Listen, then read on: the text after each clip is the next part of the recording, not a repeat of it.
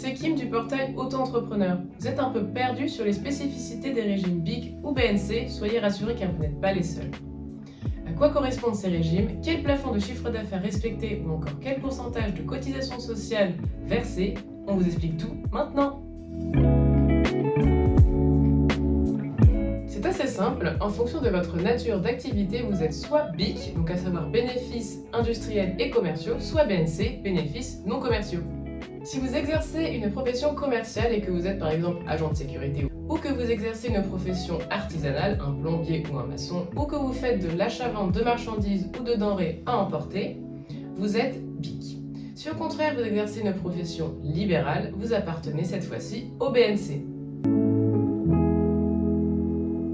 Pour profiter du régime de la micro-entreprise, vous devez respecter des plafonds de chiffre d'affaires. Si vous vendez des marchandises, des denrées à emporter ou à consommer sur place ou que vous exercez une prestation d'hébergement, vous êtes BIC et vous ne devez pas dépasser un plafond de chiffre d'affaires de 188 700 € par an. Pour tous les autres BIC et tous les BNC, vous ne devez pas dépasser un plafond de chiffre d'affaires de 77 700 € par an. Petit rappel, en micro-entreprise, vous pouvez choisir entre le versement libératoire de l'impôt sur le revenu ou l'imposition classique.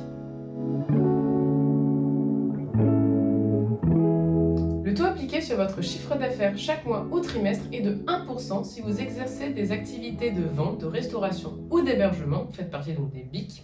Il est de 1,7% si vous exercez des prestations de services commerciales ou artisanales, vous êtes aussi dans les BIC.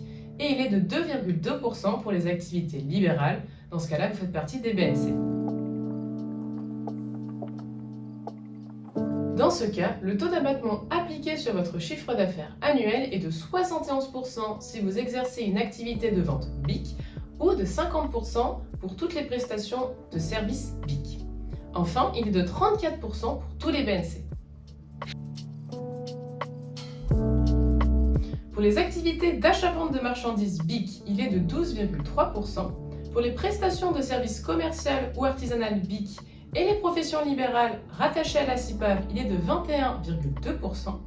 Et enfin, pour toutes les autres prestations de services et les professions libérales rattachées au régime général, il est de 21,1%. Cela fait beaucoup de chiffres à retenir, faisons donc une mise en situation ensemble pour être sûr de bien tout comprendre. Hélène est coach sportive. Elle exerce donc une profession libérale et fait partie des BNC. Le plafond de chiffre d'affaires à ne pas dépasser pour elle sera donc de 77 700 € par an. Ensuite, disons qu'Hélène gagne en moyenne 2 500 € de chiffre d'affaires par mois, ce qui fait 30 000 € de chiffre d'affaires par an. Concernant son imposition, si elle a fait le choix du versement libératoire, elle devra ainsi verser 2,2% de son chiffre d'affaires chaque mois ou trimestre, ce qui fait 55 € par mois.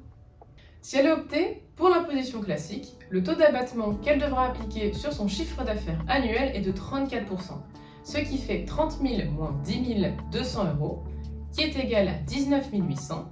Hélène sera donc imposable sur 19 800 €. Enfin, regardons du côté des cotisations sociales. Elle est rattachée au régime général et non à la CIPAV. Donc en tant que profession libérale BNC rattachée au régime général, elle devra payer 21,1% de cotisations sociales chaque mois ou chaque trimestre, ce qui fait 527,5 € par mois. Vous le voyez, il y a quelques subtilités à saisir en fonction de votre nature d'activité et de votre régime BIC ou BNC.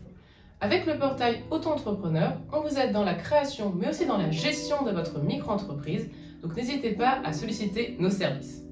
Merci une fois de plus d'avoir regardé cette vidéo et à bientôt!